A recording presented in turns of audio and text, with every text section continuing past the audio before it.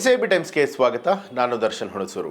ಮಾಜಿ ಸೈನಿಕರ ಕುಟುಂಬಸ್ಥರಿಗೆ ಉದ್ಯೋಗದಲ್ಲಿ ಮೀಸಲಾತಿ ವಿರೋಧಿಸಿ ಬಾಂಗ್ಲಾದೇಶದಲ್ಲಿ ನಡೆದ ಹಿಂಸಾಚಾರಕ್ಕೆ 650ಕ್ಕೂ ಅಧಿಕ ಮಂದಿ ಬಲಿಯಾಗಿದ್ದು ದೇಶ ಸಹಜ ಸ್ಥಿತಿಯತ್ತ ಮರಳುತ್ತಾ ಇದೆ.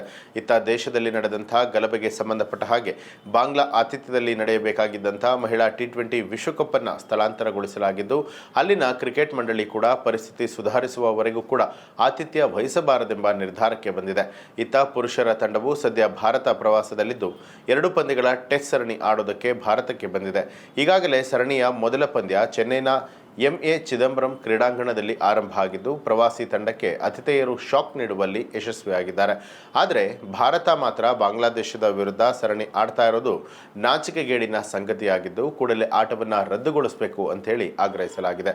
ಈ ಕುರಿತು ಮಾತನಾಡಿರುವಂಥ RSSನ ಹಿರಿಯ ವಿಚಾರವಾದಿ ರತನ್ ಶಾರದಾ, ಶೇಖ್ ಹಸೀನಾ ಸರ್ಕಾರವನ್ನು ಪದಚ್ಯುತಿಗೊಳಿಸಿದ ನಂತರ ಈ ದೇಶದಲ್ಲಿ ಹಿಂದೂಗಳ ನರಮೇಧ ನಡೀತಿರುವಾಗಲೇ ಬಾಂಗ್ಲಾದೇಶದೊಂದಿಗೆ ಭಾರತ ಕ್ರಿಕೆಟ್ ಆಡ್ತಾ ಇರುವಂಥದ್ದು ಅಮಾನವೀಯ ಮತ್ತು ಬೇಜವಾಬ್ದಾರಿಯುತ ನಡೆಯಾಗಿದೆ ಅಂತ ಹೇಳಿ ಕಿಡಿಕಾರಿದ್ದಾರೆ.